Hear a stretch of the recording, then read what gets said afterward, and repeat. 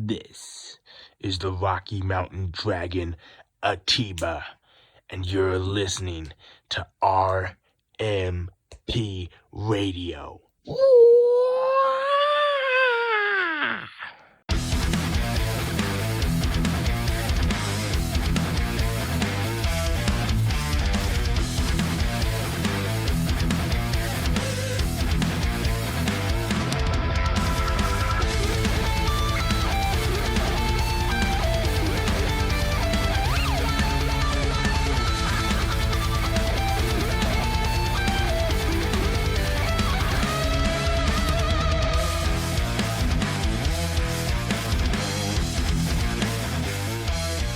RMP Radio is back on the air. Hi, I am your host, Mr. Fourth Row, and as always, we are going to be having a big show here, previewing, of course, the big one, Milestone 13, the anniversary show of Rocky Mountain Pro.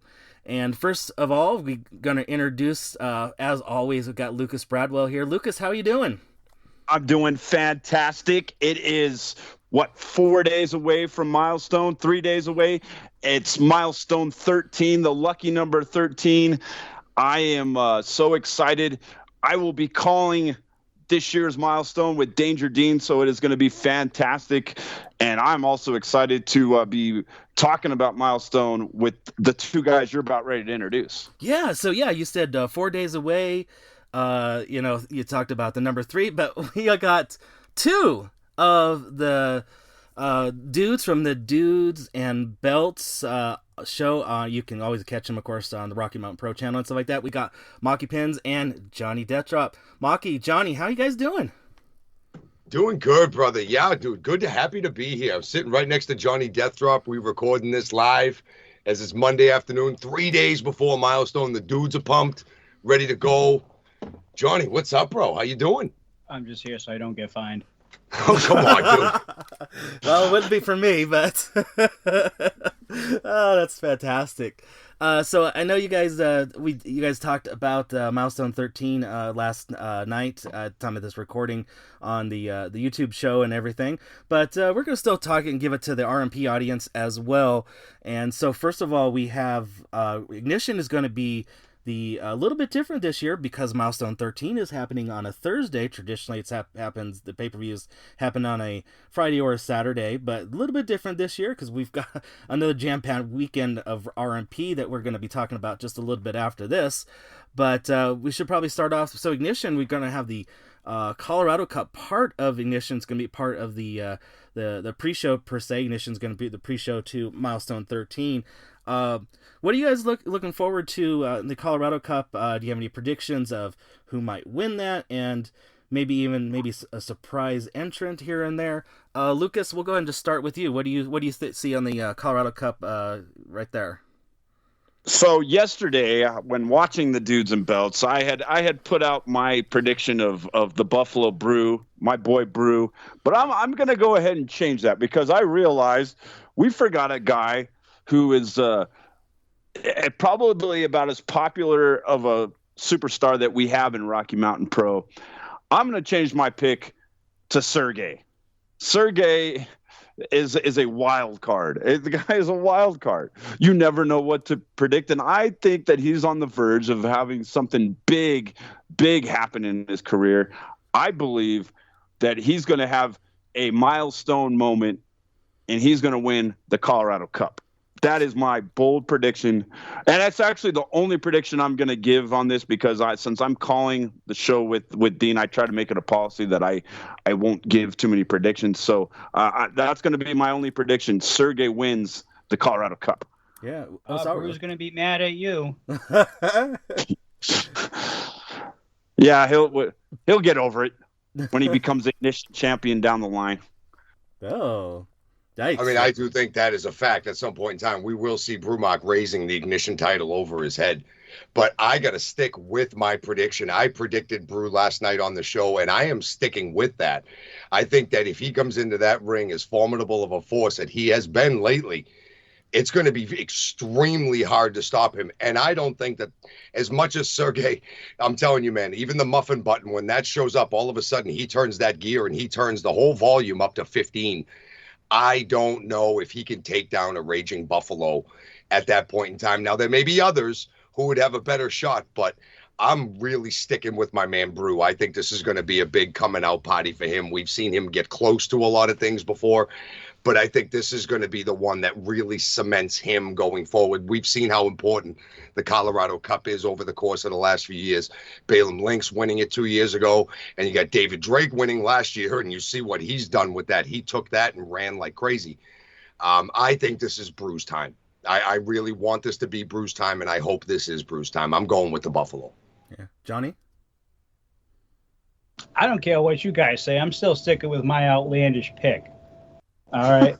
There's been a lot of issues at RMP, and like I said last night on the Dudes and Belts, the only way to solve your problems that you currently have, you just might have to get down and dirty and get dirty with your hands. I'm going to have to go with the guy who's going to come out of retirement for the Colorado Cup, Danger Dean. So JDD picks DD. So he's got my. So wait a minute. So he's got my Good commentary. thing Triple I isn't here. He'd go crazy with the amount of D's we just said. I know. Too many D's, not enough sense here. You've got the president of the company, the guy who physically isn't able to compete to win the Colorado Cup, to go up sometime against the Psycho if he wins it. Well, I guess crazier things have happened, so it's not out of the realm of possibility. You don't have to get too physical in the Colorado Cup, Lucas. All you got to do is throw people over the top rope. It's a valid point, man. Mahky knows you don't have to get too physical. It didn't work out too well for him, but he knows I that. got very physical with Damon Ace, except I was on the very much losing end of it, yes. And I can tell you this right now, going right with Johnny's point, Damon really didn't have to exert too much effort throwing me over the top rope. I'm telling you, a lot of these these Rumble type matches, the Colorado Cup, a lot of them are right place, right time.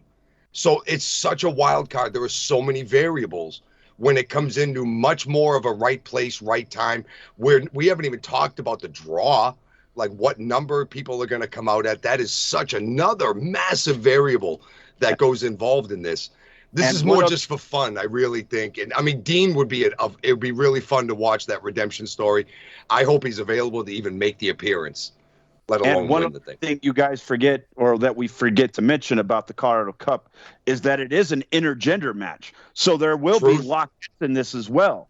That, so I doubt that we're going to see Lilith Grimm and JC, but you've got Lola, you've got Adrian Mascara, you got Noelle, you got some others that could be in there. What if Skylar Slice shows up? What if the clock strikes midnight? Oh, there's another one.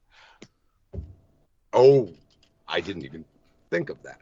Yeah, and you got that's a very valid point. And midnight size, you can stand face to face with some of the men out there.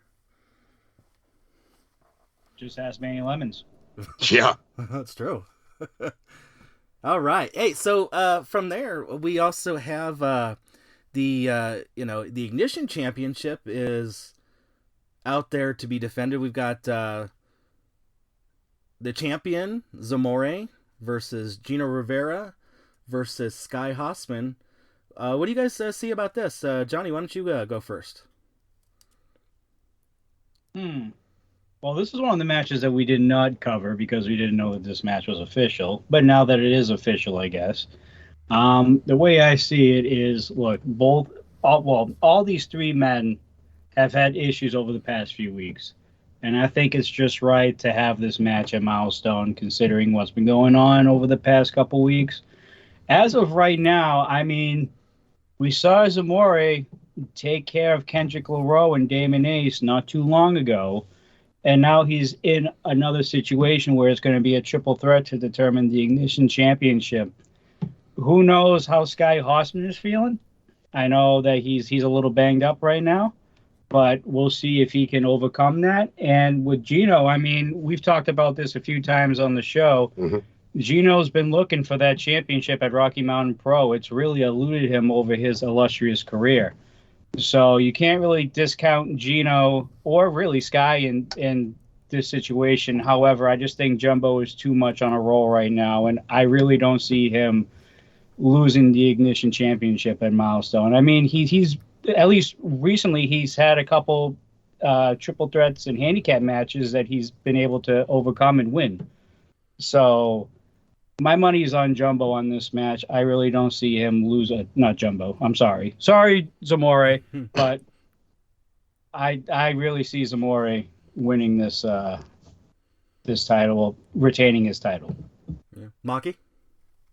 Yeah, Zamora has been hot. He's been one of the most confident men, and rightfully so. The last few times that we've seen him on the show, on Ignition and on Charged, he has been coming out victorious and on top and taking no garbage from anybody, stepping right up to the plate. He stepped right up to Kendrick and Damon, like we said, for that triple threat when they were both in contention for the Ignition Championship. Zamora is riding very, very high right now.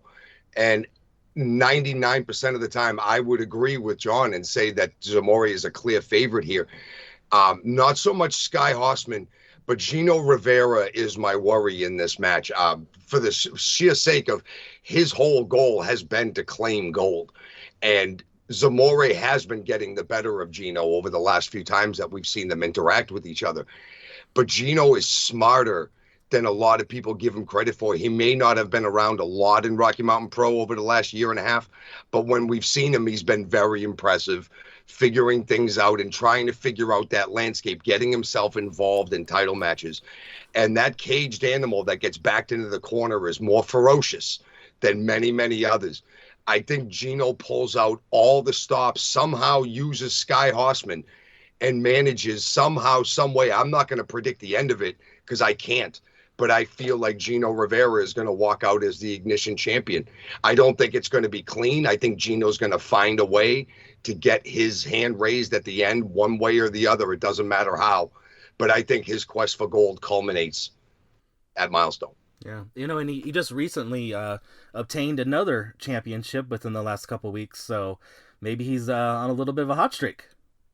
Yeah, where he's been looking for RMP gold. He's trying to get gold everywhere he can, but that gold here in Denver has eluded him for a long, long time. I think this is his best shot to get his name etched as a champion in RMP. Yeah. Hey, Lucas, your thoughts? So I just find it very appropriate that Milestone is on a Thursday this year. It's the Thursday Night Thriller. Zamora is going to be defending that title. It's kind of something that he has taken ownership of, not just that title, but the show itself. He feels that that's Thursdays is his night. It's his show. I just think that he's so proud of what he's been representing, defending that title and just doing it in such a dominant fashion. It's going to be very, very difficult for either one of his opponents to find a way to win. I will say, though, and like Marky said, if there's one guy that's, got the smarts to do it and that has as these guys like to say, the XP, it would be Gino Rivera. And he's right. He's won titles everywhere he's been, but not Rocky Mountain Pro. It's been the one title that's eluded him. It's probably the title that he would take the most pride in winning. I know that he thinks very highly of Rocky Mountain Pro as a promotion, and that he's one of the promotions that he is most proud when he comes out here to try to represent. Like I said, this is a toss-up, and I'm not going to give my predictions since I will most likely be calling up most of these matches, but it's just going to be great to see the Ignition title being defended at Milestone. Oh, yeah, definitely. Yeah, and like you said, being on a Thursday night, the Thursday Night Thriller, we just got to add that little extra of having the Ignition Championship, since Ignition's going to be part of Milestone, the big Milestone 13 this time around.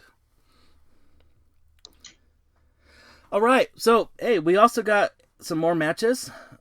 We've got a tag team match, kind of a little bit of a, I guess a grudge match or what the heck happened to you type match.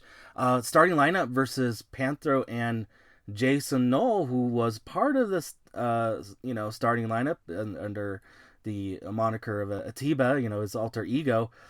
What do you guys see here? We'll start with Mahky here.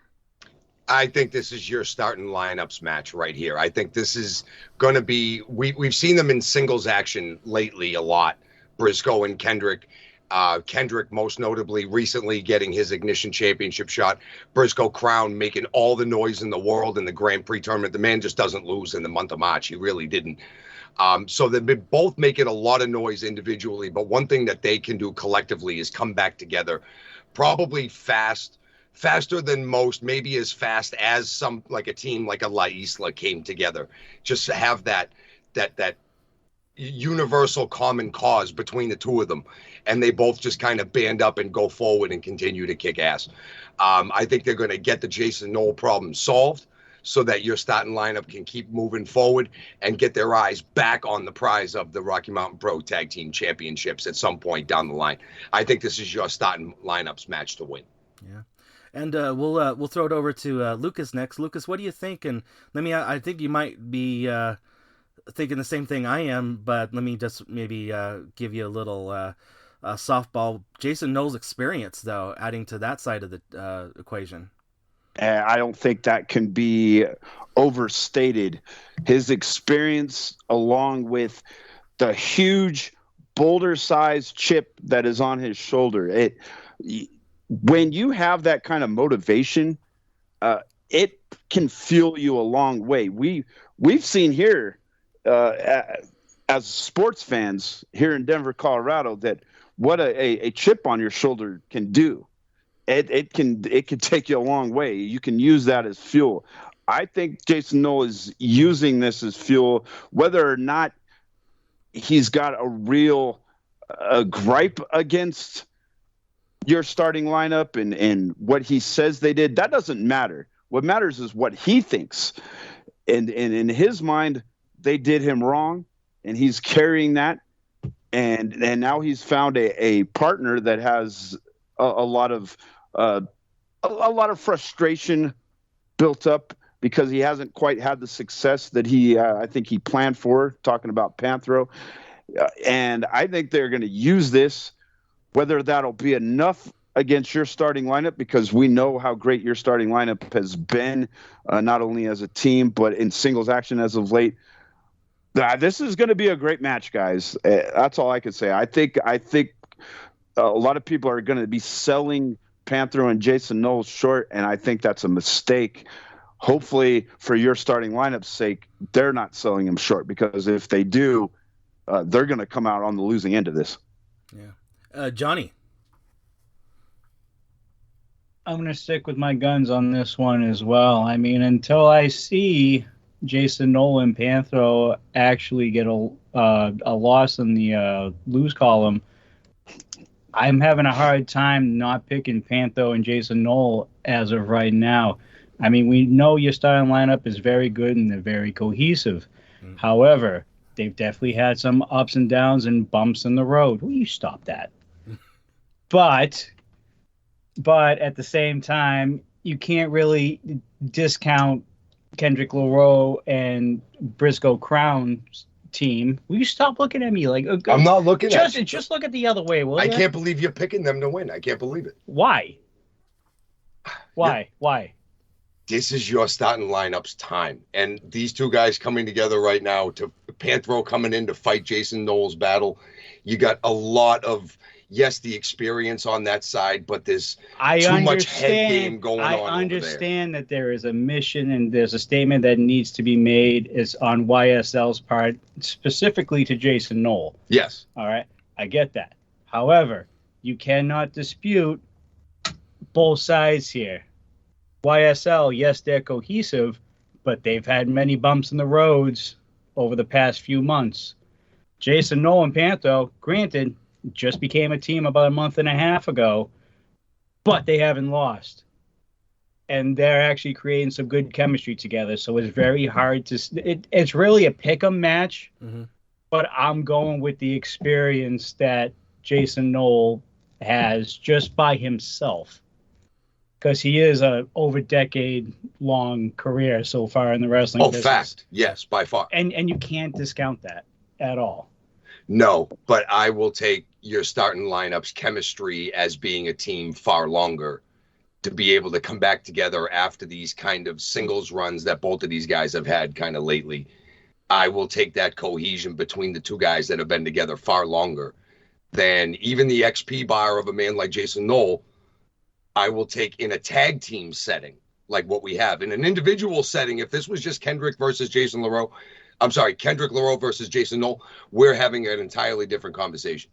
But in a tag team situation, I take the team that works better, works longer, and has a reason to get back together, and not just some guy that picked up Panthro to help him go fight two other guys. What's really in it for Panthro besides a win? What's really in it for him? Well, besides a fantastic movie career. I'm sure his movie career went straight to DVD. More than likely, yeah. Yeah. But wait, do they even still make DVDs anymore, or am I just that old? I don't know. No, they still do. They still make DVDs? Is that still a thing? Sure. Okay, good. We still got another year or two of that. You also got to remember. Sorry, Mr. All right, then Panthro's movies went straight to streaming. Okay. Let me say this. If Panthro, now this is to answer your question about Panthro. Yeah. If Panthro and Jason Knoll comes out on top, don't you think that maybe at NRW or Shocktober they're in line for a number one contendership for those tag team titles? If they come out on top, this could very well be a number one contendership match for those titles later on down the road. I agree with that, honestly, because I feel the same way for your starting lineup, that this is a big, high-profile match, granted, not for a title of number one contender or not for the tag team titles at all. But I do feel like the powers that be at RMP are going to be watching this match very, very closely to determine the next number one contender after Milestone. God, you are a pain sometimes. I go with my gut, just like you. Well, I go with my gut on this one. What I was gonna say, with the current writer strike, maybe Panthro has a extra incentive to make sure that his wrestling stays on track before, till he can get back to, doing the acting, doing the movie career. So that's very true, Adi. That's a very, very good point. He absolutely better focus on what's going on inside the ropes, because there may not be too many supporting roles for Panthro to walk onto anytime soon. That's a very good point, Mr. Forthrow. That might be one half of the future tag team champions. We will have to watch and see. Yeah, so true. All right, so getting back to the card here, I guess we can maybe talk about a championship match. Let's just pick one here at random. We got, let's not forget about the ladies. So we got the RMP Lockettes Championship, current champion JC versus Lilith Grimm. Lucas, why don't you get us started? Your thoughts, what you see here? This match is a long time in the making. Very long time in the making. I think Lilith Grimm has went through hell and back with the Asylum, and now it's finally coming to the time where she can not only end the Asylum or at least weaken the Asylum, but she can finally bring home the Lockettes title that has eluded her in her career. It's really been the only thing that she hasn't obtained. We forget just how successful Lilith Grimm has been everywhere she's been, how dominant she's been. Last year at the Colorado Cup, she set a record for the most eliminations, throwing someone over the top rope. She holds that record in the prestigious Colorado Cup. But it has been the Asylum that has really been more than a thorn in her side. It is crippled relationships with her and just done so much damage to Lilith Grimm's personal life. And we've seen that manifest into this kind of split personality where now it seems like the old demon Lilith Grimm has formed an alliance with the Warhammer Lilith Grimm, and now we get this war demon. JC has been a dominant Lockheads champion, but I don't think she's ever faced anything like she is going to face at Milestone in a coffin match, which is, I believe, only happened. This will be the third coffin match in Rocky Mountain Pro history. Our president, Danger Dean, was involved in one of those. So he can tell you just what those matches will do for you. Guys, this is going to be career changing for both Lockettes, because regardless of who comes out winning, it's going to change their careers no matter what happens. So this is a career defining match for both Lockettes. I can't wait to see what happens. Yeah, so true.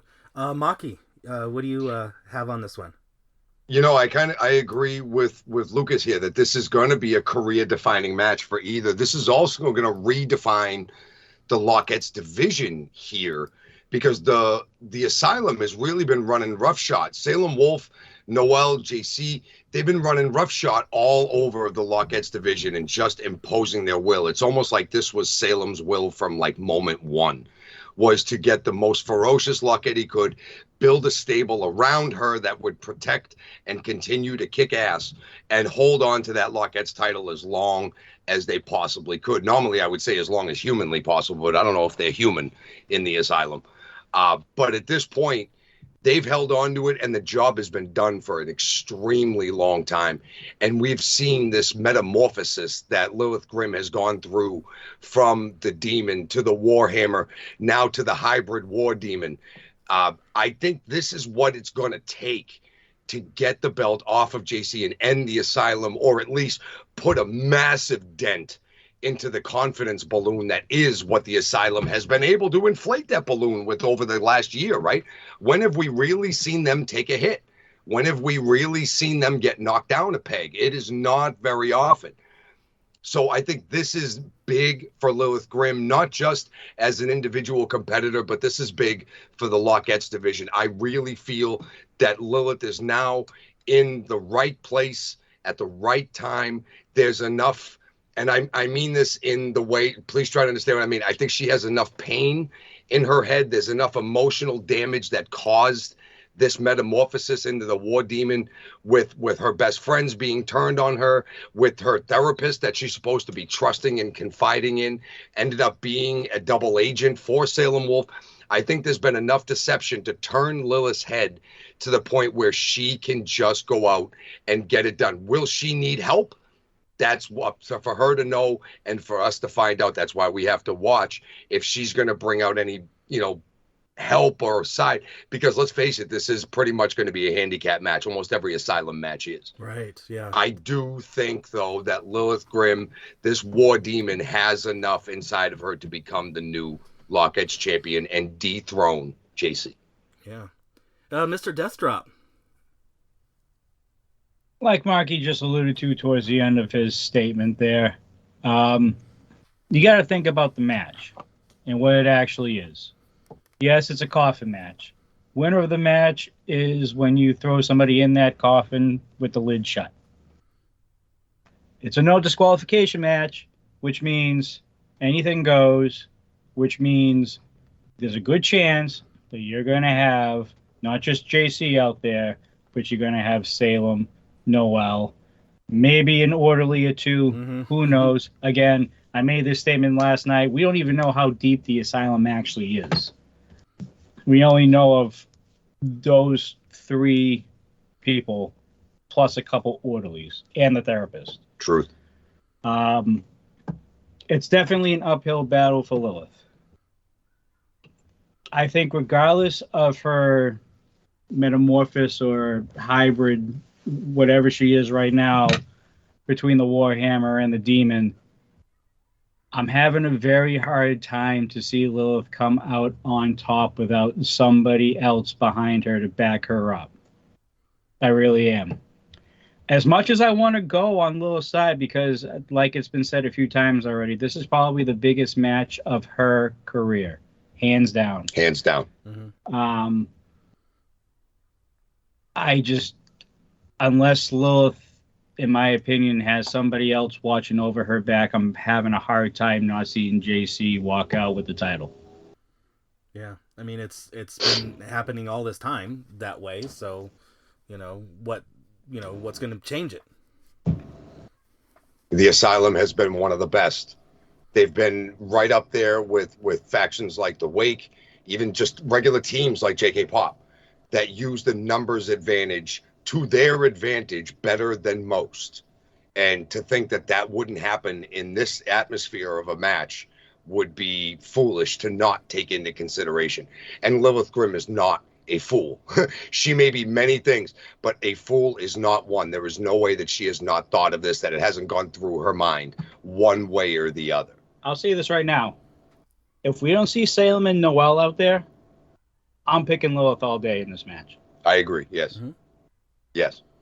Straight one-on-one, I think Lilith Yeah. has it.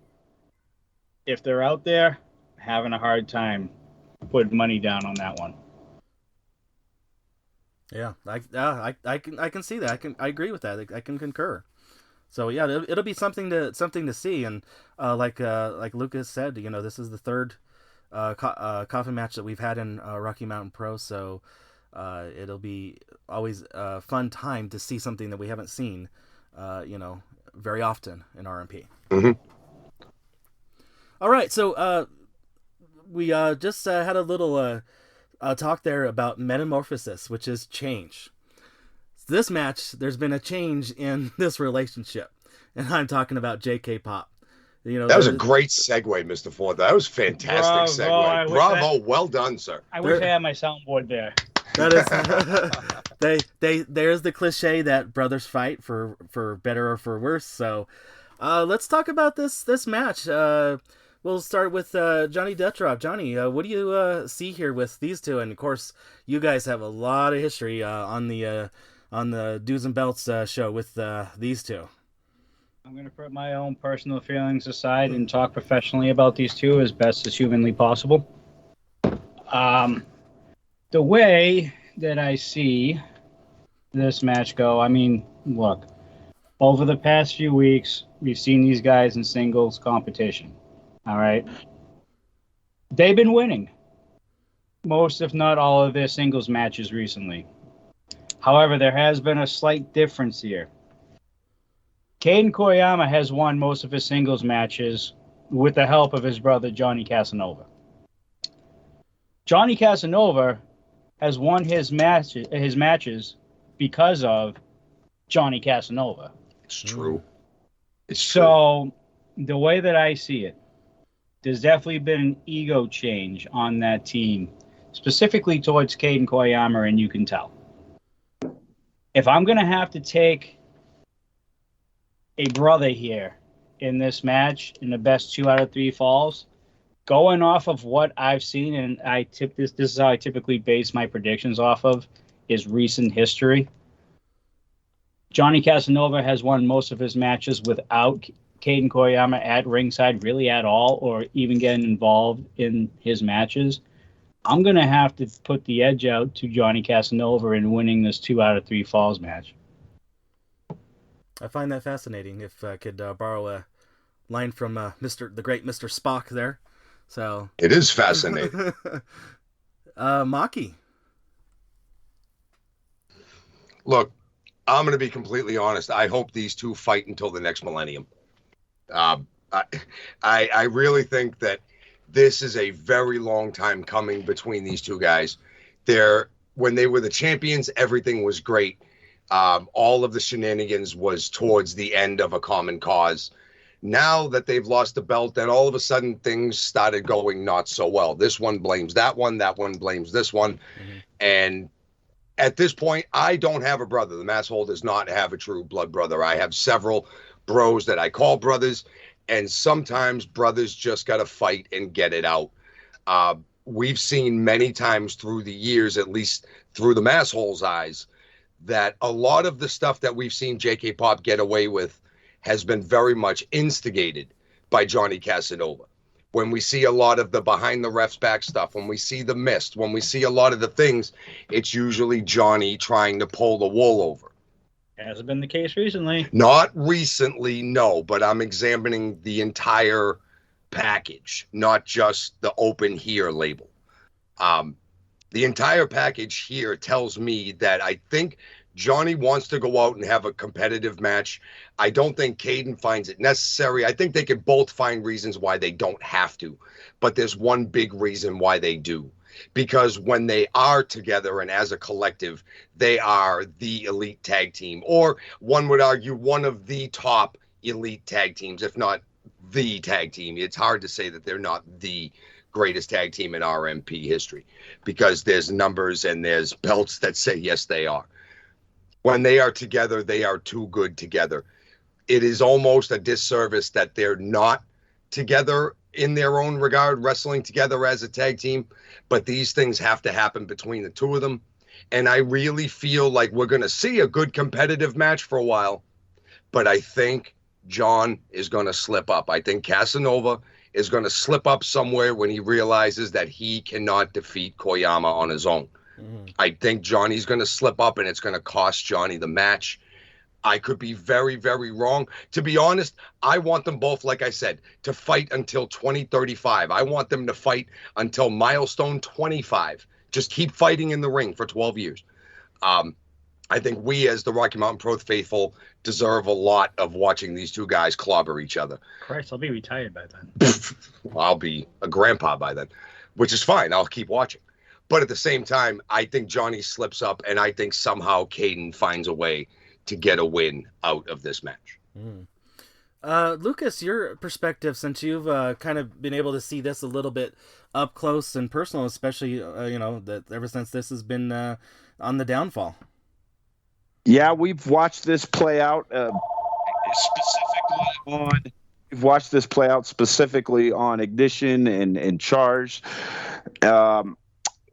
Johnny Deathdrop said something that I find very interesting, and it's the fact that he said that Johnny's won all of his matches basically by himself, which is true, and that Caden had the help of Johnny Casanova. The problem I have with that is that Caden never asked for his help, and I think it almost looks to me as if Caden has been aggravated and annoyed by Johnny even being out there during his matches. I believe that this match means a little bit more to Johnny, whether or not he wins, than it does to Caden. But I think that when we get to Milestone and these two realize they're on the biggest show of the year, I think that the competitive juices are going to flow, and I think you're going to get the very best out of both of them. And I really do think that it's going to come down to who really wants it more. Right now, I would say Casanova wants it more. But when we get into this match and we get maybe into that third fall, if it comes down to that, will Caden realize, hell, I've got a chance here to show that I'm the best of the best tag team of all time at Rocky Mountain Pro on the biggest stage? Will that moment kick in and he realizes that he wants it more? Well, that's going to be, I think that's going to be a moment that will decide this matchup. Will Caden have that moment? Because right now, I think it's Casanova is going to be more prepared. I think he's going to be into this more motivated. But there'll be a time where Caden's going to have to make a decision on it, how bad he wants it. And will that happen at Milestone? Great, fantastic point. That's something that I hope the listeners think about as well as you do on that. All right, so next here on the docket that I've got here, we were just talking about the former Rocky Mountain Pro Tag Team Championships. Now we got the current Tag Team Championship match here, La Isla versus Manny Lemons, teaming up with Lord Mitchell Taylor. Mahky, why don't you get us started off here? We've seen the pairing of Lord Mitchell Halas and Manny Oranges between these two. Not a fan of either of these guys, but you got to respect the experience level and the talent level of what they both bring. But I'll tell you right now, what I've seen, and I respect a hell of a lot more, is the chemistry and the resourcefulness of La Isla. I don't think, to be honest, I don't know if they can bring enough to the table to slow down La Isla long enough. They've been too cohesive. They're too good together. And it would take some kind of natural disaster, in the Masshole's personal opinion, to not see La Isla walk out as a tag team champions right here. I don't, and I'm taking nothing away from Lemons and Lord Mitchell Taylor. I just think La Isla are too hot and too big right now. Just too big. And everything that they've had to do to gain those championships.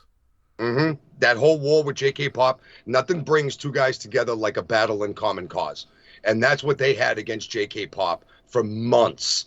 And then when that battle was culminated with a victory, and they have those tag team championships around their waist, like I said, it would take some sort of natural disaster for this to not continue after Milestone 13. Yeah. Lucas, your thoughts on this?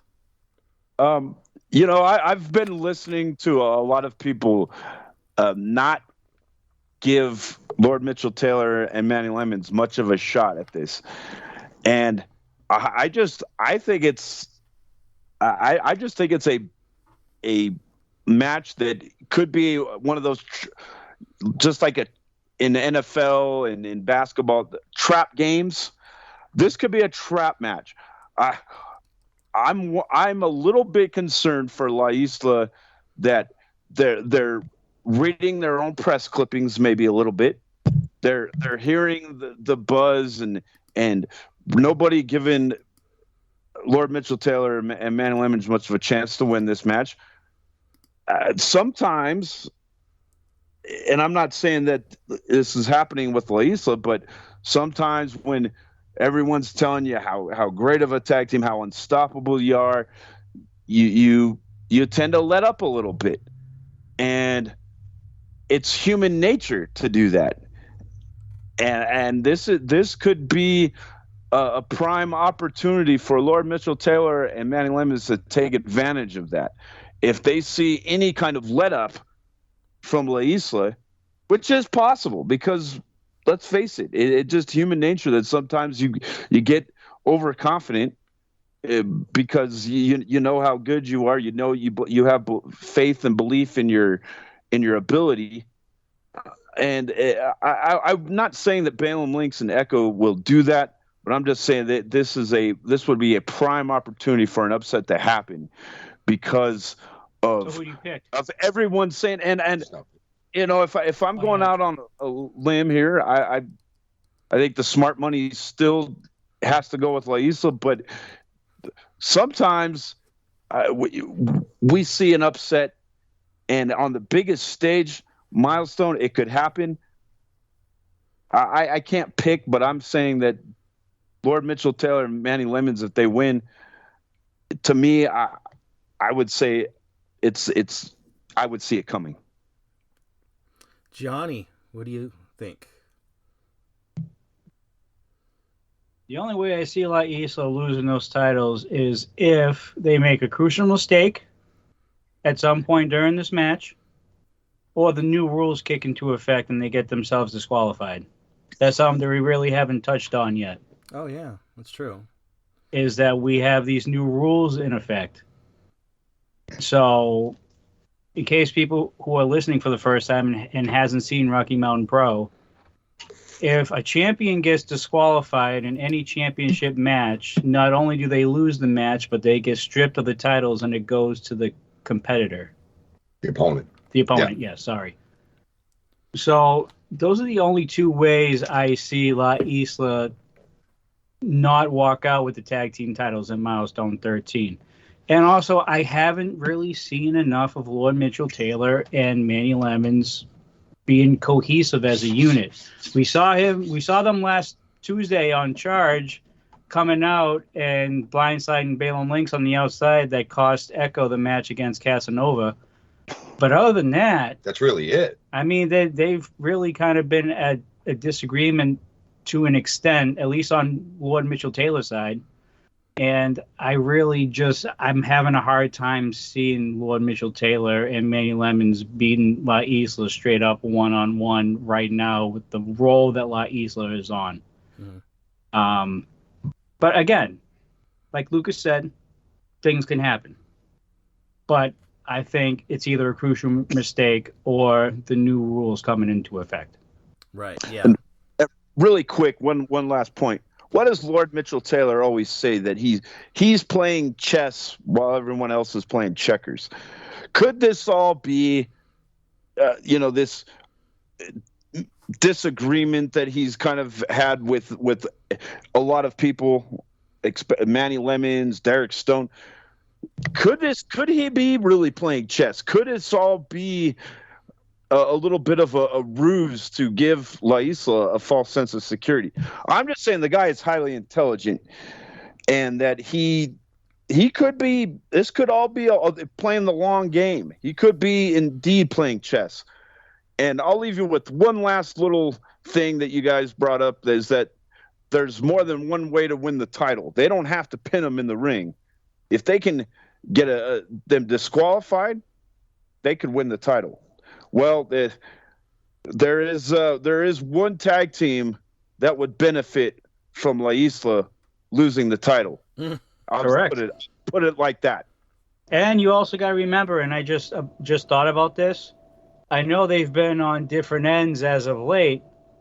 We forgot about your buddy Derek Stone. Yeah, Derek Stone's still too busy playing, destroying his own self in It doesn't matter, because Derek Stone, even though Lord Mitchell Taylor probably doesn't think so, Derek Stone still thinks that Lord Mitchell Taylor and him are good friends. That's true. He still thinks they're good buds, yeah. So that's another thing to consider. It's more of a long shot at this point, but it's still something to consider. So we got chess, checkers, and twister. Oh my. It's been a mess. It's been a whole, and everybody's playing the game by themselves. That's a great point. I love it. So speaking of another mess or tanglement that we've got coming up, we got the number one contenders match. All former Rocky Mountain Pro champions, Bruce Wayans, Curtis Cole, Atiba. This is going to be, to my opinion, this could be the match of the night. Just because of, I think, how much each one of these want to get back into that title contendership. Lucas, what do you think? Well, you have three of the most decorated stars in the history of Rocky Mountain Pro. You've got one guy who I absolutely adore in Bruce Wayans, who I think would be absolutely great to see as a two-time Rocky Mountain Pro champion, who I think now has gotten back to his old ways, has gotten his swagger back, seems to be the Bruce Wayans that we were used to before losing his Rocky Mountain Pro title. You've got the Rocky Mountain Dragon, who is nothing like what we knew from about a year ago, is the exact opposite of what we knew, a year ago, who is, in my opinion, I think Atiba is more concentrated on trying to convince people that he's, there's something that he hasn't been for a while. And I think if he gets back to being what we all know as one of the greatest competitors in the history of the company, he could get right back to being Rocky Mountain Pro champion and being a 3-time Rocky Mountain Pro champion. It just, we haven't quite seen him string together wins like we were used to seeing him a while back. And then you've got the most despicable human being on the planet, the guy that I wouldn't be mad if I never seen another Curtis Cole wrestling match again. But guys, if he wins this match, do you realize how insufferable he'll be? But at the same time, I think about if he wins this match, he's got to go up against either David Drake or Sinbodi. So I'm kind of conflicted if I want to see him win this match, because then he's going to get the ever living hell beat out of him. So I'm conflicted. I don't know what I want. Yeah, that is true. And cheap plug time. So if you guys want to let Curtis Cole know how despicable you think he is, the I Hate Curtis Cole t-shirt should be available by Milestone 13. So that's just my little cheap plug. I got to do due diligence, there. I know a Masshole that's definitely coming home from Denver with an I Hate Curtis Cole t-shirt. I know a guy. I believe I got your hookup. Thanks, bro. Appreciate you. And so rolling right in there, your thoughts on this number one contenders match? You could make a case for any one of these three guys in this situation to be a hell of a number one contender. We saw Bruce Waynes be the champion last year and hold the title with respect and distinction, be a great fighting champion, showed up on Ignition every week and battled the young stars, gave them some time in the ring with the champ. We know Curtis Cole. We know who he is. We know his motivations. He is out for himself and could not care less what you think about anything else, let alone his twerking and his dancing. Atiba is the one that gives me cause for pause in this match, though. We've seen him, as self-described, be the man who would be willing to go lower than anybody to get what he wants. We saw him kind of really make Boss. He punked Boss out for a long time with that, had to be subservient to him for like a month or so. Not to say that Cole wouldn't go to those lengths, but we've seen Atiba just be so very different, and he's risen up the card. And I don't think necessarily he's going to worry too much about people thinking about what he is and what he's doing. I do think that this has been his goal to get himself back into the title mix, because he saw, as the regular Dragon, the fan favorite Rocky Mountain Dragon, he really wasn't getting all that far. He wasn't getting he wasn't getting charged title shots. He wasn't in contention, wasn't even in the conversation for an RMP title match. Since he has become Big Teebs, nuts, ever since he's become this guy, he has turned on that aggression and that ruthlessness. And gentlemen, let's not forget here, this is a triple threat, which also means no rules. There's no DQs and stuff like that. The man who is willing to go lower in this match has the greater favor of coming out of it on top. And I believe that is going to be Atiba being our number one contender after Milestone. Johnny. Show some respect for Mr. Fourth Row over here. Don't be using D's nuts on his show. I said Big Teebs. I can and it was quick. I can click. Will you? I can click that explicit tag. No problem. That was mild. I'm sorry. I thought that was mild enough.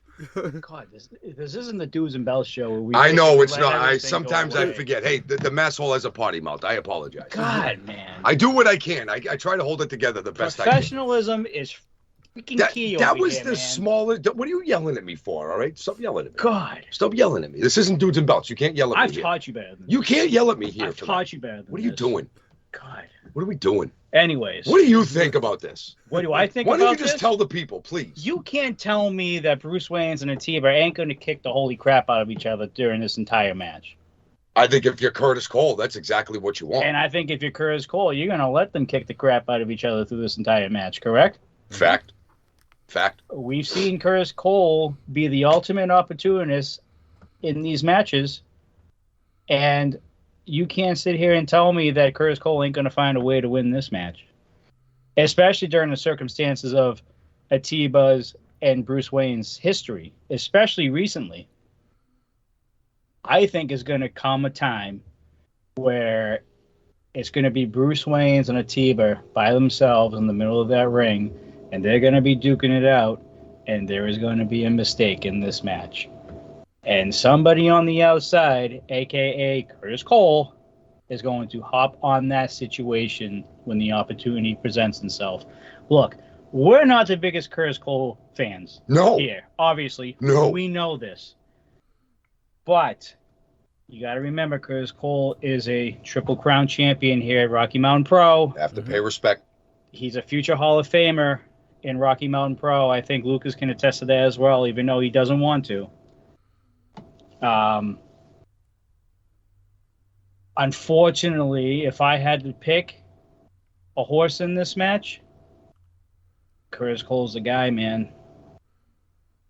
The advantage is on his side, considering the situation and the blood feud, basically, that's going on between Bruce Waynes and Atiba right now.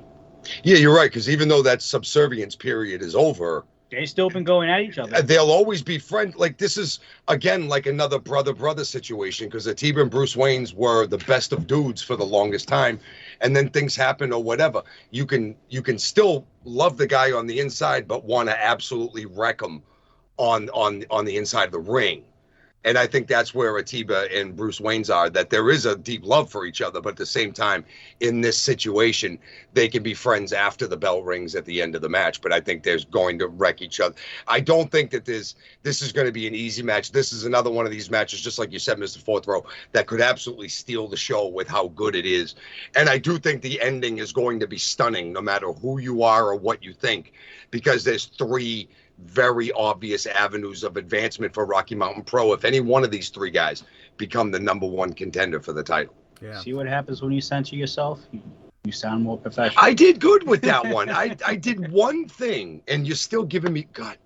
And you guys think it's easy to be a dude. You think it's easy to be a dude with this guy. And speaking of stunning, since you mentioned that, and Lucas, I think you can back me up on this.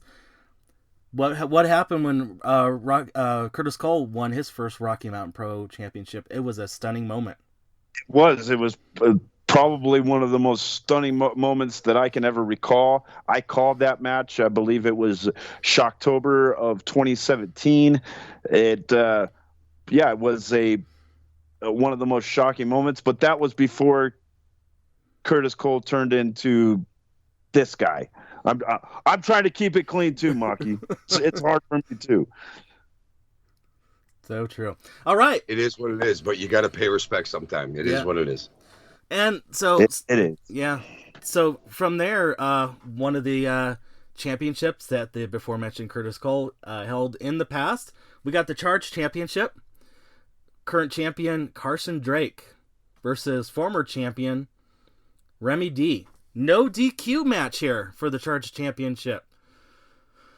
Mahky, why don't you get us started off? This, to me, is, if we're going to play off of what's been happening on Charged, on Ignition, if we're going to look and see in the recent history of what's been happening, people have been getting the best of Remy D by making him lose himself and get himself disqualified and get himself thrown out of matches. It's how he lost the Charge Championship to CBD to begin with. That stuff ain't going to work Thursday night at Milestone. See, this match is no disqualification. So if CBD, now taking zero away from the young man, because he's very impressive. We've spoken about his old school mannerisms and his character and his moves, and he's very gifted in the ring, taking zero away from his athletic prowess. His biggest attribute is his ability to get into somebody's head and completely squash their emotional well-being on the inside and get them to go to a place where they're not used to. If you do that to Remy D in a no disqualification setting, it is not going to work out well for CBD. He is going to need a whole brand new plan of attack. If he's going to go in with the same game plan, he's going to lose the match very, very quickly, I feel. Now, CBD probably has some friends and some other ways of doing things. He's going to have to bring them all out if he expects to bring Remy D. But if this is just a straight fight and a no disqualification fight, we've seen Remy, bring that inner city dude back out. And I'm an inner city dude. I seen the look on his face. I seen it change. That look on his face is not going to give the Golden State God too much of a shot, because CBD is going to literally be chemically changed into something that doesn't work as well as actual CBD. He won't be the Charge champion anymore. And we're going to see Remy, in whatever state he's in, walk out of Milestone 13 with the Charge championship. Yeah. Johnny. Oh, boy. I want to agree with you 110% on this match here. And I still will. I'll still go with Remy D in this match. But my gut is telling me that Remy's head is not there still. It's very easy to get into that man's head at the moment. We saw it with Damon. We've seen it with CBD quite a bit in their recent encounters. Yes, I know this is a no disqualification match, and yes, technically with the way everything has been transpired over the past month or so, it should benefit Remy. However, the only thing that CBD needs to do is get into Remy's head one more time, and whether it's no disqualification or not, anybody can get into anybody's head at any time, and the way Remy's mental state is right now, it's wide open. So I'm still going to pick Remy D. I'm pulling for Remy D in this match. Don't get me wrong. But that's a variable that still hasn't really gone away over the past month or so. So it's something to consider. True. Lucas. So I can give you guys a little bit of insight on to what's been going on with Remy. I've had some very candid conversations with him the past couple weeks, and he has expressed to me that he really, really doesn't want to go to that place. Like, he basically told me that if he goes back to the dark days of him growing up in Detroit, you know, that inner city kid, that he did a lot of things that he regrets, a lot of things that he's not proud of, a lot of things that probably would have, had it gone any further, would have wound him up in jail, and he would be in prison to this day. He has stated that to me, that he doesn't want to go there because it's too dark, it's too much for him to handle mentally. So with that being said, guys, it that could be the way that Carson Drake somehow manipulates the feelings of Remy D. Remy D is right now in conflict with himself because he doesn't want to go there.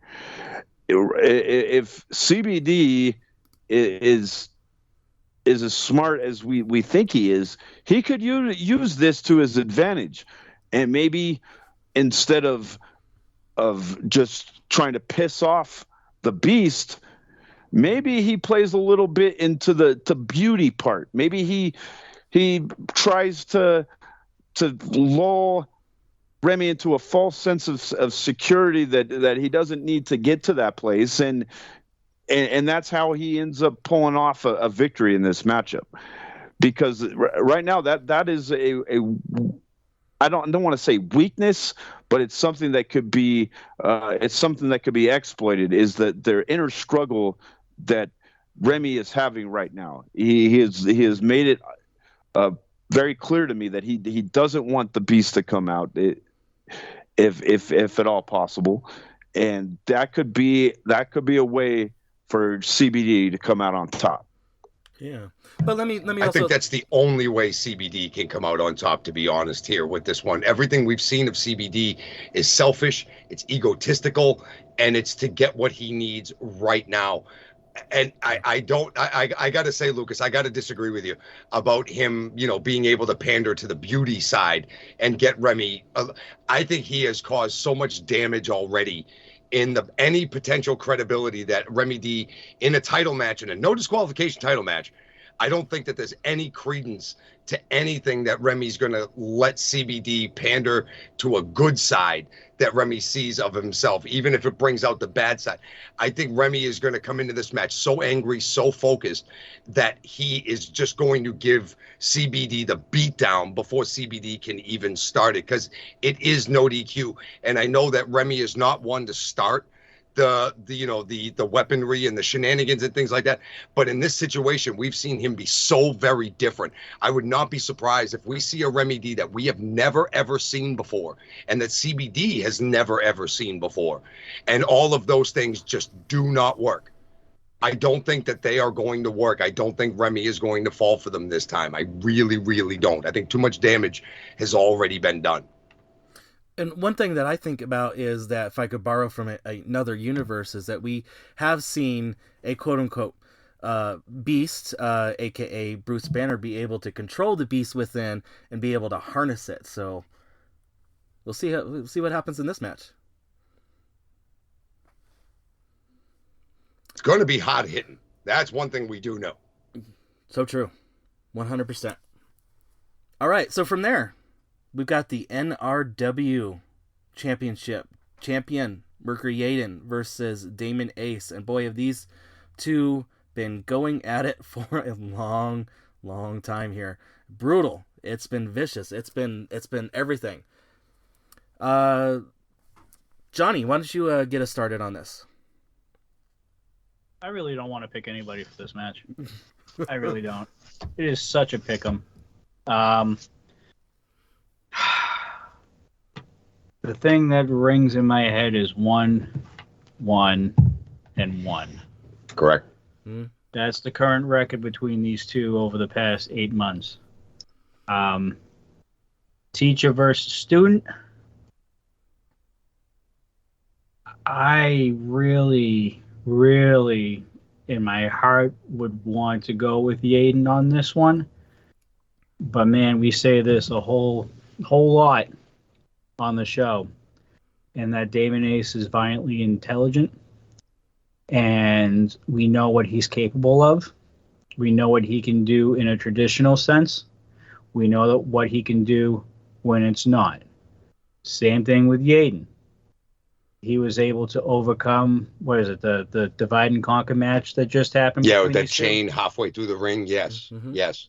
Which was a very cool concept of a match. It was very interesting. He was able to overcome that and adjust. Yaden also master in the craft, over 20 plus years of experience in that squared circle.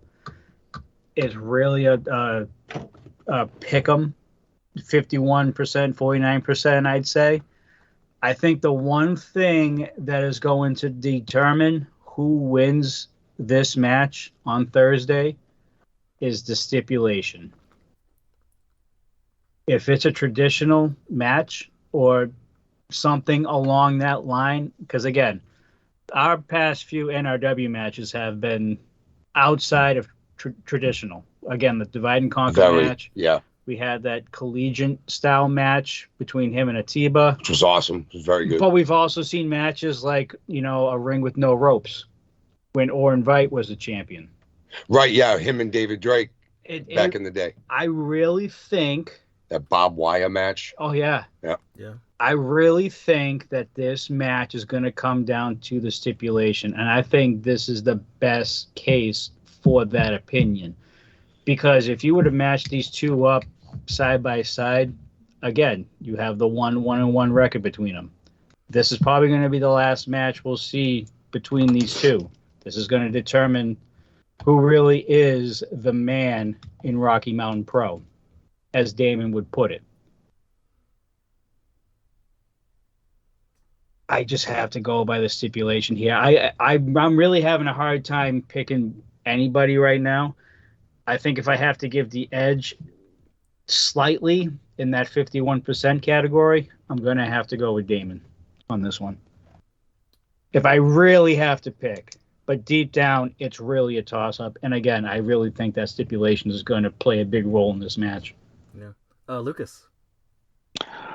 So I've known Mercury Yaden for a long time.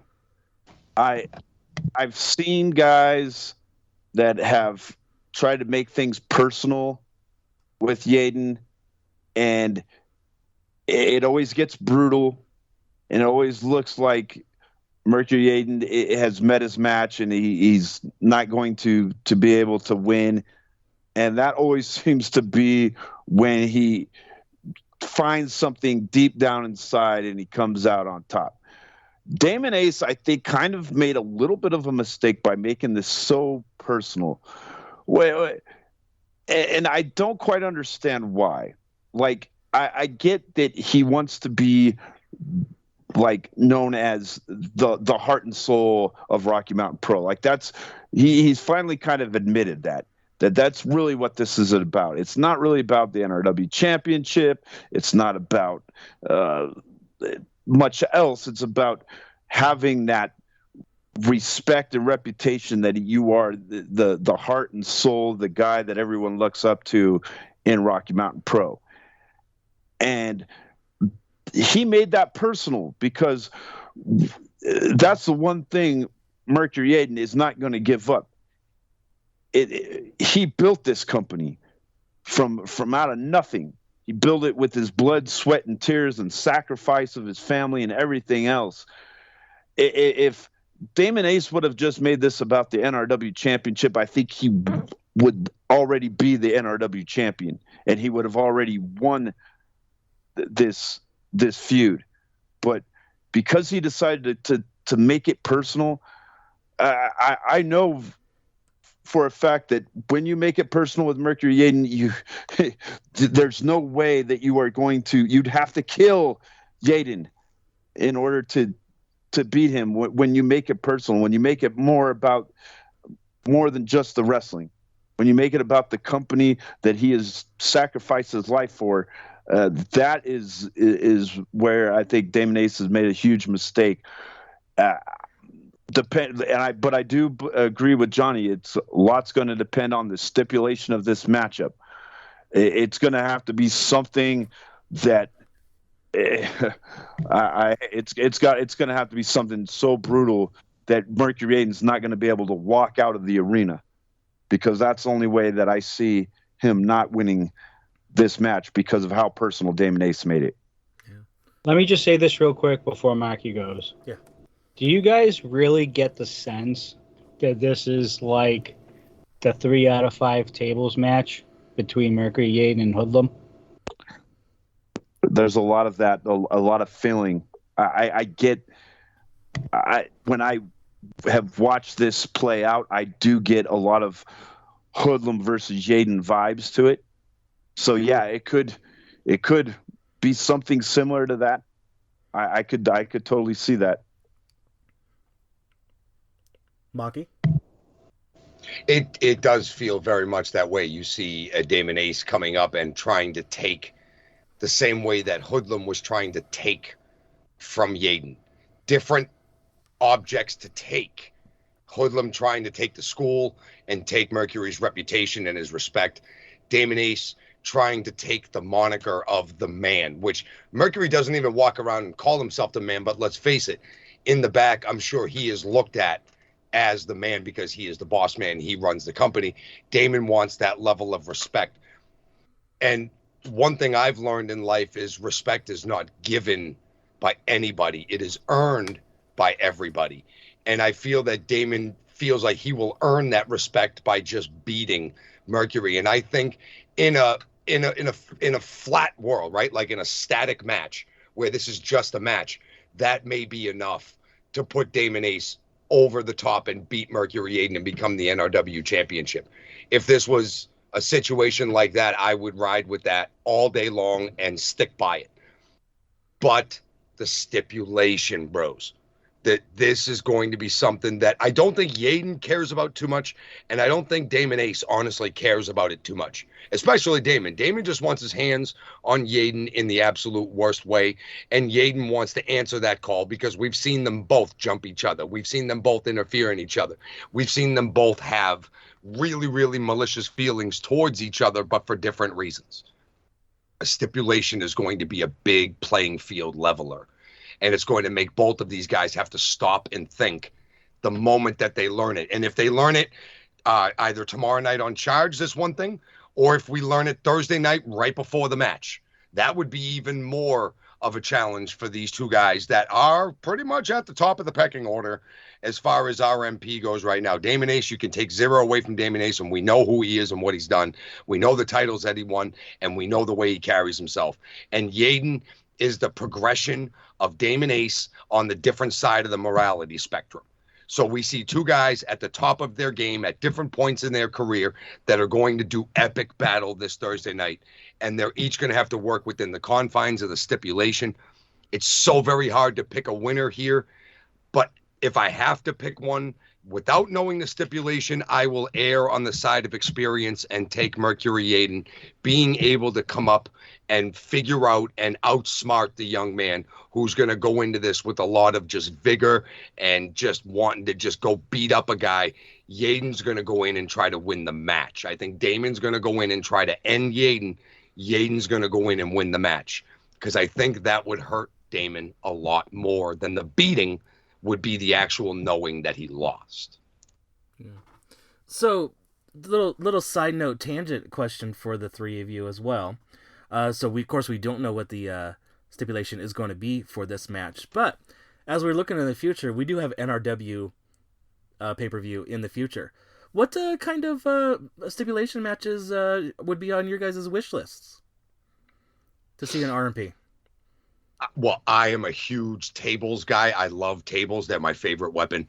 But to be honest, a good old-fashioned steel cage is really one of those ender of feuds and just kind of situations that just let the two go at it and find out who can, not necessarily who the best man is, but who can survive the longest. Johnny. You're going to have to skip me for a second. I'm trying to find some outlandish match here. All right, over to the Encyclopedia for a NRW possibility match. So I'm thinking you guys know what the inside of the Wimmer looks like, but I want to see these guys have a match where it can go anywhere, like literally out onto Yale Street, out onto Zunai Street, where they can go into we know that there's a lot of junkyards around the Wimmer Arena. I want to just have a falls count anywhere, like back in the Attitude Era when they had the hardcore matches and they could, go out and into the Mississippi River. I guys were getting power bombed into the local river outside. Yeah. I want to see them two destroy each other all over Inglewood, Colorado. How about this, Lucas? Behind the Wimmer Arena, too, we also have the RTD, which is our public transportation for our bus system. They have a repair depot behind, close to the Wimmer Arena. How about over there, too? Yeah, let's see them wrestle on top of RTD buses. I want to see that. Yeah, I'm all about seeing somebody dive off a bus and put another guy through a table. There we go. Combine the two. I don't want to do it, but I will watch it. I got it. Got it. Uh-oh. Let's go with the most violent match ever. An Inferno match. Ooh. That's pretty outlandish, but you know what? That would really settle the score. Yes, it would. Yes, it would. That might be a good thing for wintertime, too. Keep the... Perfect, yes. Hey, keep the audience warm. Exactly. Yeah, that would work. See, you're thinking ahead, brother. You're like multifaceted levels. I'm trying to save on the heating bills by just adding a couple propane tanks around the ring. Yeah, gas is expensive, man. Yeah, and just kind of like, set up a hose around the ring or something like that. They don't got to be too high like the other ones. They just got to be high enough so that somebody can stick a pinky in and possibly get burnt on. Yeah, lit on fire. Lit on fire or whatever. I don't know. Instant, that's about as outlandish as I can get right now. Instant cooking hot dogs for the concessions? That yeah, there you go. Yeah. So many levels of things that could work out from an Inferno. Electricity that way too. You don't have to use the hot dog steamer. You don't have to plug that bad boy in, so you save like 50 cents for the night. It's perfect. All right. Sounds like we maybe have a plan for upcoming stipulation matches here. Well, it sounds like we all need therapy because we're a bunch of sick individuals, but that's... but we're wrestling fans. It comes with the territory, so it is what it is. And I apologize that we're on edge right now. I think it's like T-minus like an hour or two before Game 7 of the Eastern Conference Finals here. So, it is a big night around here, yes, in Beantown tonight. It's a big night. For us, too, to be honest. Yeah, we got, of course, I personally would love to see Boston and Denver, because I remember back when I was a kid, it was Boston Lakers a lot back in the 80s, but now that my hometown team is in it, God, I would love to see them take on the Celtics for the championship. It'd be fun. And of course, the connection with you guys. It'll be a good time, man. We'll have some fun with it. We'll talk a little smack to each other. We'll have a few little Need wages some on the bets. side. Need Yeah, some yeah, yeah. bets. We're a gambling bunch. So true. Okay, well, I think got all the matches here except for the grand finale, the Grand Poobah. We got the RMP Championship champion David Drake versus Sin Bodhi. Lucas, get us started. So, David Drake has held the title since Shocktober, correct? Yes. Okay. Correct. So he has been absolutely the most dominant and devastating person. He has, gotten in the head of every opponent. Has done so many dastardly things, but he has never faced a guy like Sin Bodhi. Sin Bodhi is the warlord of weird. It's the one guy that I do not think that David Drake can play mind games with, because I think the Sin Bodhi might actually have a more twisted mind than David Drake. This is going to be, I think, finally the time where David Drake meets his match, guys. Mahky. Oh boy, this is going to have to get really, really weird. This is already going to be the mind job of the evening when it comes to Sin Bodhi against David Drake.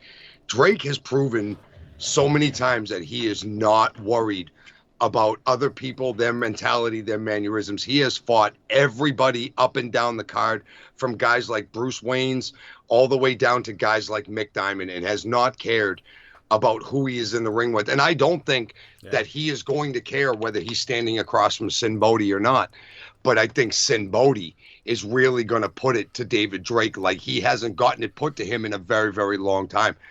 I do think that Sin Bodhi, if there's going to be anybody that's going to match David Drake on any kind of mental level, it would be Sin Bodhi.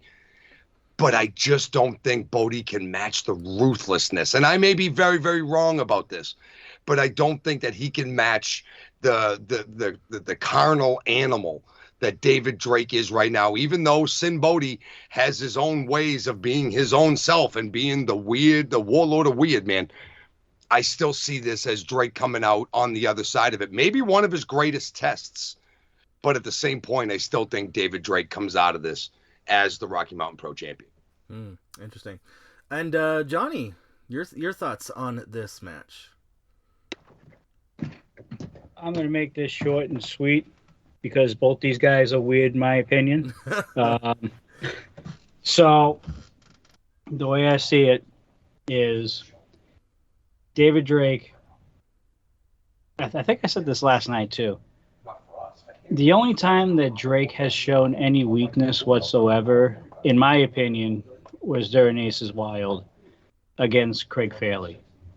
And in recent history, I haven't seen Drake get any real victories ever since Aces Wild. He's been disqualified, and I think the last match against Sledge, he ended up disqualifying himself, and Drake was able to retain. So, in my opinion, this match, I think if anybody can get into the head of David Drake, it's going to be the Warlord of Weird. And I'm going to pick Sin Bodhi to win this match. Because you also got to remember, he's been on a roll too. He had to win that number one contendership match just to be able to get this opportunity. Right. So he's rolling. And like I said, if there's anybody that's going to get into the head of David Drake, it's going to be Sin Bodhi. So I'm picking Sin Bodhi. That is true. It definitely will be a weird match all the way around on this one. Well, there you go, listeners. I mean, there's your preview here for Milestone 13 for RMP Radio. Of course, we don't want to miss, but we do have a big weekend, of course, coming up as well. Next night, we're going to see the fallout from Milestone at Bierstadt. We're going to do the next set of Charge tapings.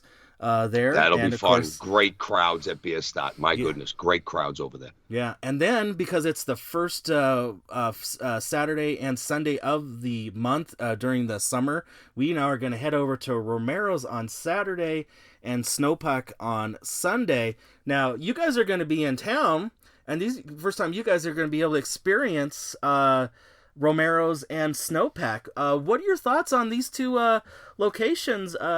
Experiencing them the first time, you've seen the pictures, you've seen videos, you've seen everything that's happened. What's your guys' impressions from these two locations? And we'll tell you if you guys are on the right track. Okay. Romero's looks like a great place for a show. I love an outside venue. I've reffed a couple outside shows, and I love it. It's a great time. People usually let loose a little bit, especially when everybody's a little bit lubricated, let's say, from maybe a few adult beverages. So the crowd at Romero's has always looked and sounded like they're a hella crowd, and that'll be a really good time. I'm also just very partial to outside shows as it is. And same thing with Conifer. I'm looking forward to Snowpack. I like to see the pictures. It looks like it's up in the mountains. And I have heard amazing things about the pizza at Snowpack, and I am very much looking forward to trying it. And just to be honest, man, really just looking forward to coming back and hanging out with some of the friends that we've made out there over the past couple of years that we don't get to see but once every year and a half, 2 year or so. Things have changed, obviously. You know, we come out there a couple times the other year, just this year, once this year. But the fact that we get to see Romero's and Conifer is actually going to be pretty cool. And just a little different crowd. And I crowd. guarantee you there is going to be pineapple pizza served on that day. There will be 100%. no pineapple pizza. The Masshole is not eating any pineapple deserves to be on goddamn pizza. It does not. Concur. Oh, God. There it is. There it is. I'm the host of this show. I'm the host of this show.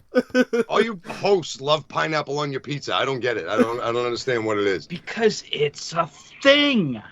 You're a thing. It's always been a thing. Let me tell you, too, about Snowpack's pizza. I feel like it's that right amount of... It's that crispy, crunchy mix. Oh, their pizza is... Oh, it's superb. It's heard fantastic. so many good things about it. Looking forward to being there.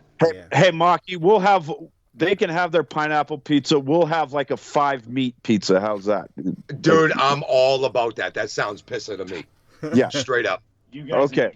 So they keep their pineapple. We'll have our 5-meat. It'll all be good. Yeah. Well, right. Looking forward to making it out there, though. Yeah, we'll see all you guys later this weekend. We'll be there. Okay, that's going to be fun. Yeah, so we'll put a nice purple bow on this episode of RMP Radio. Before I do let you go, Johnny Deathdrop, MahkyPinz, and of course Lucas, one right after the other. If people wanted to follow you out there on the interweb, social medias, where could they do that? All right, who's going first? Go ahead, Johnny. You're right there. You put your face onto the microphone before I could get there. Go ahead.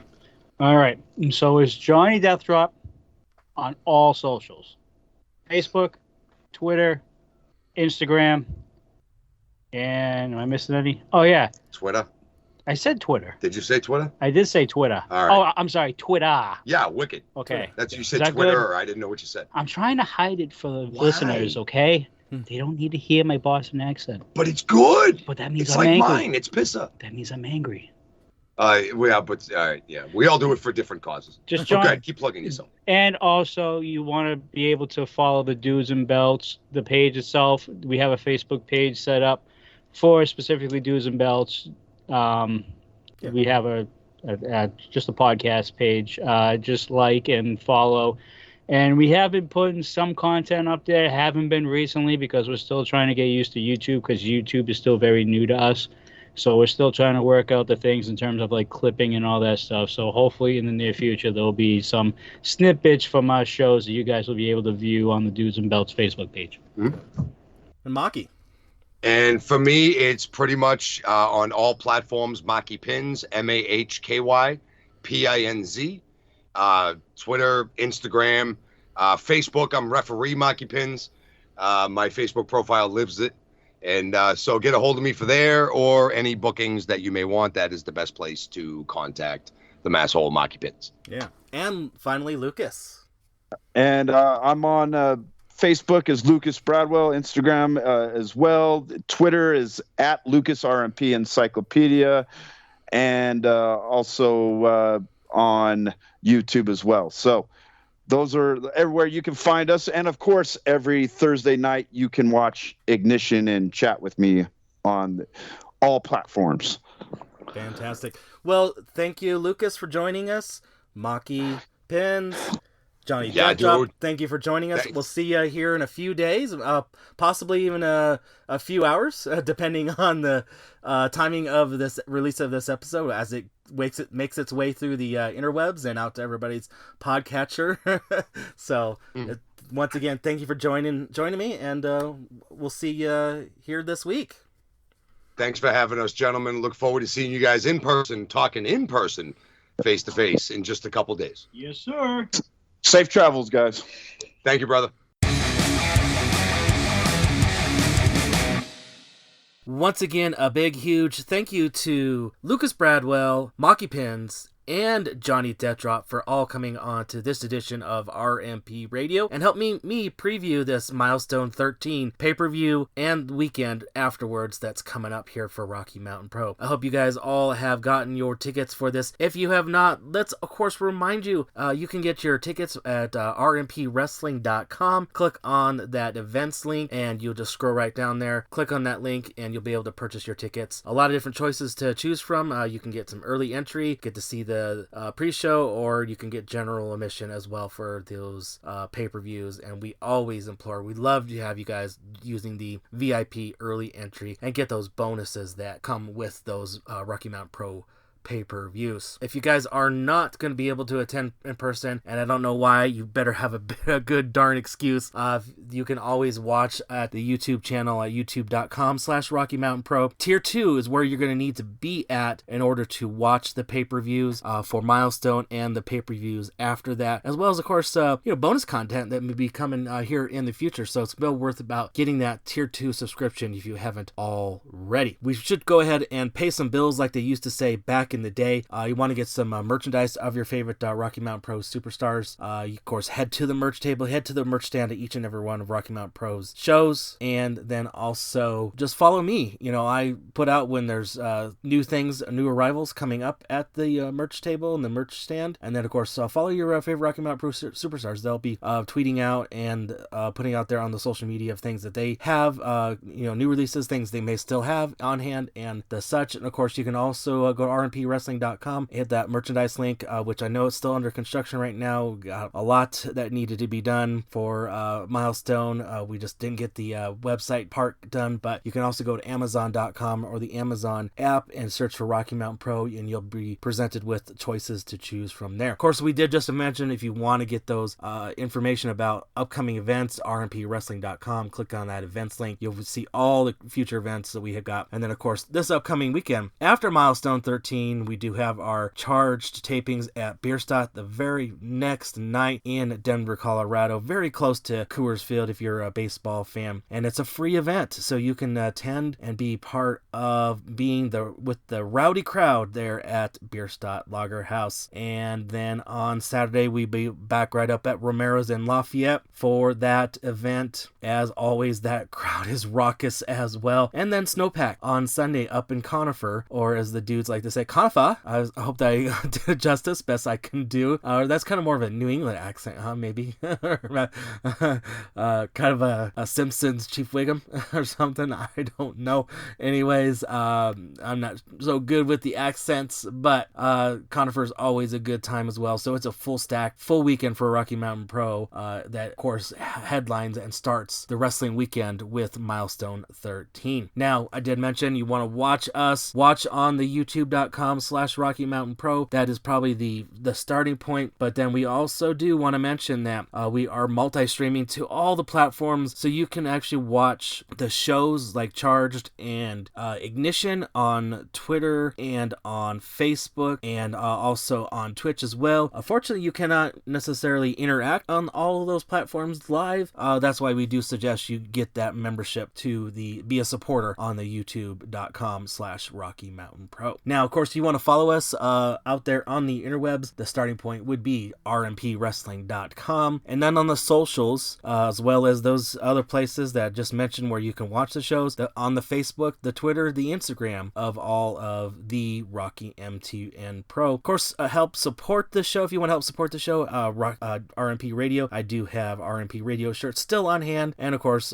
as always with a lot of the wrestlers, we do have our pro wrestling tees, yours included as well, and that would be greatly appreciated if you can help financially support the show. Of course, I want to thank you for listening to RMP Radio, where pro wrestling is elevated.